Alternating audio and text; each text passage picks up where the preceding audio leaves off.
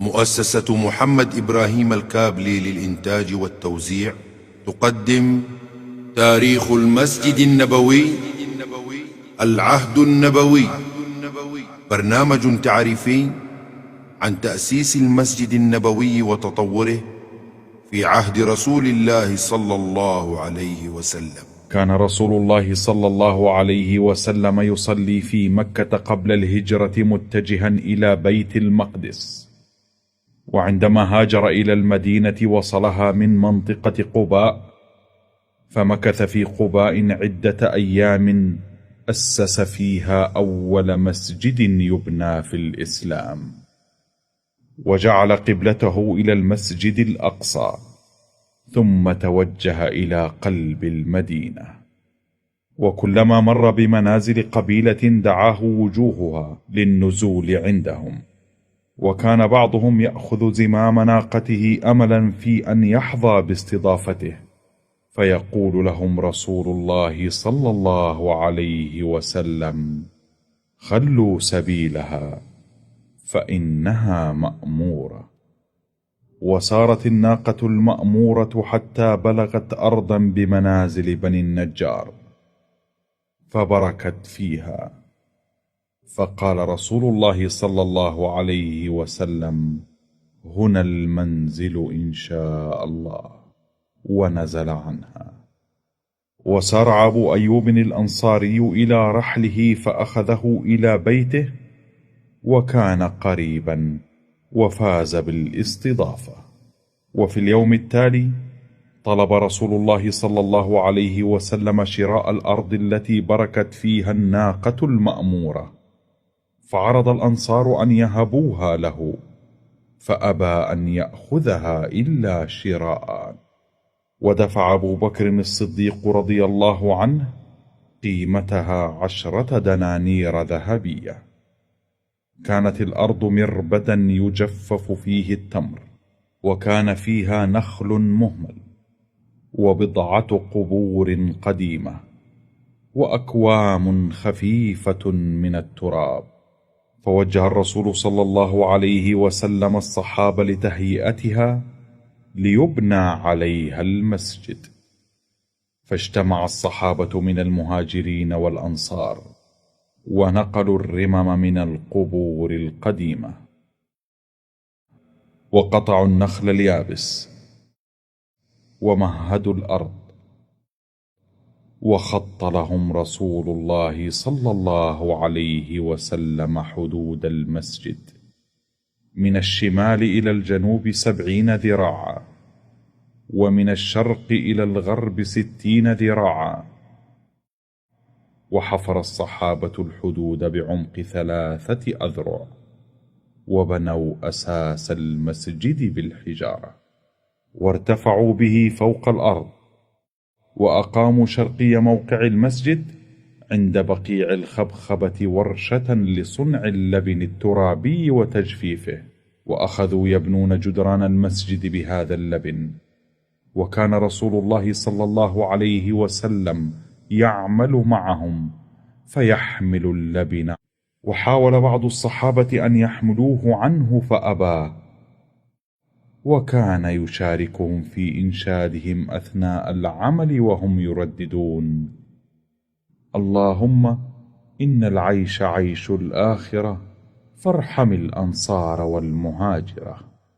وارتفع بناء الجدران 5 أذرع، وبنيت عضاداتها من الحجارة، وفتحت فيها 3 أبواب، باب في الشرق، وباب في الغرب، وباب في الجنوب.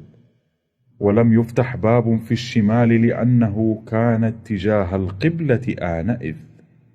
ثم وضع الصحابة في الجهة الشمالية للمسجد 3 صفوف من جذوع النخل، في كل صف 6 جذوع، لتكون السواري التي تحمل السقف.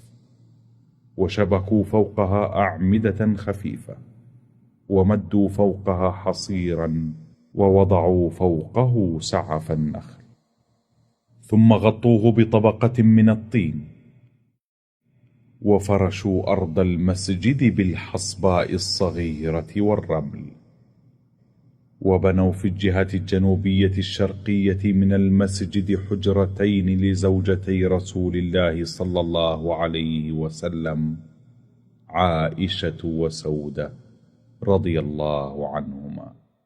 صار المسجد النبوي مقر العبادة والقيادة وبناء المجتمع المسلم، يقصده الصحابة ليصلوا خلف رسول الله صلى الله عليه وسلم ويتلقوا منه الوحي وسائر أمور دينهم، ويتهجدوا بصلاة الليل ويعتكفوا في رمضان، وإمامهم في ذلك رسول الله صلى الله عليه وسلم الذي يلازم المسجد معظم أوقاته ويستقبل فيه الوفود ويعقد الرايات، وإذا جد جديد مهم أمر بالصلاة جامعة، فاجتمع الصحابة في المسجد فخطب فيهم.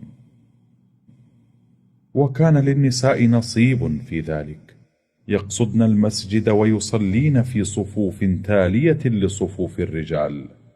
وكان اليهود الذين كادوا للمسلمين في المدينة يلمزونهم أنهم يصلون إلى قبلتهم في بيت المقدس. لو لم نكن نحن على الحق لما صليتم أنتم أيها المسلمون نحو قبلتنا.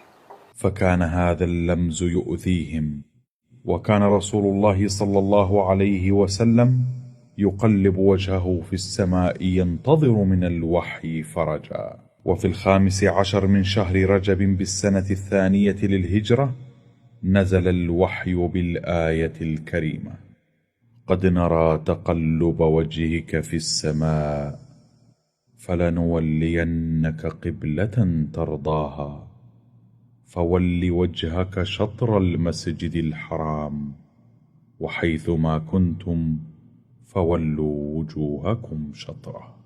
ففرح بها رسول الله صلى الله عليه وسلم والمسلمون، ونقل الصحابة قسما من سقف المسجد النبوي من الشمال إلى الجنوب، وأكملوه بصف ثالث، وتركوا الباقي في الجهة الشمالية ليكون مأوى لفقراء المهاجرين والغرباء، سمي الصفة. وسدوا الباب الجنوبي وفتحوا بابا في الجدار الشمالي. وكان رسول الله صلى الله عليه وسلم يجلس إلى أهل الصفة ويؤانسهم. وكانوا أكثر الصحابة في أخذ الوحي وأمور الدين منه. وبعد 5 سنوات ازداد عدد المسلمين في المدينة، وضاق بهم المسجد النبوي، وكان بجواره أرض فضاء، فندب رسول الله صلى الله عليه وسلم المسلمين لشرائها، فسارع عثمان بن عفان رضي الله عنه لشرائها، فوسع الصحابة المسجد ضعف مساحته السابقة، وارتفعوا بجدرانه إلى 7 أذرع، وغدا أكثر استيعابا للأعداد المتزايدة من المسلمين. وكان رسول الله صلى الله عليه وسلم عندما يخطب فيه يقف في مواجهة الصف الأول عند منتصفه، وإذا طال وقوفه استند إلى جذع قريب، فصنع له بعض الصحابة أو نجار من مواليهم منبرا من 2 درجات ومقعد، فكان يقف على الدرجة 2 ويجلس على المقعد. ويروى أنه لما وقف عليه أول مرة سمع الصحابة للجذع خوارا شديدا، فنزل رسول الله صلى الله عليه وسلم عن المنبر ومسح عليه حتى سكن. وكان المسجد يضاء في العتمة بقطع من سعف النخل اليابس، فجاء الصحابي تميم الداري ومد حبلا بين جذعين فيه، وعلق عليه أسرجة تضاء بالزيت، فأصبح المسجد من وقتها يضاء بها. وبخاصة في ليالي رمضان التي يمتلئ فيها المسجد بالمعتكفين أسوة برسول الله صلى الله عليه وسلم. وكانوا يمضون ليلهم ونهارهم في ذكر الله وتلاوة القرآن وصلوات الفرائض والنوافل وقيام الليل، ويفوزون بالفضل العظيم الذي خصه الله سبحانه وتعالى به، والذي أخبر عنه رسول الله صلى الله عليه وسلم بقوله: صلاة في مسجدي خير من 1000 صلاة في سواه إلا المسجد الحرام. ولقد أصبح المسجد النبوي منذ العهد النبوي وإلى أن يرث الله الأرض ومن عليها مقصدا للمسلمين حيثما كانوا، يتطلعون لصلاة مطمئنة فيه، وينعمون بعبادة هانئة فيما بشرهم به بقوله وهو الصادق المصدوق: ما بين بيتي ومنبري روضة من رياض الجنة. ويحظون بالسلام على رسول الله صلى الله عليه وسلم بقرب قبره الشريف. اللهم ارزقنا صلاة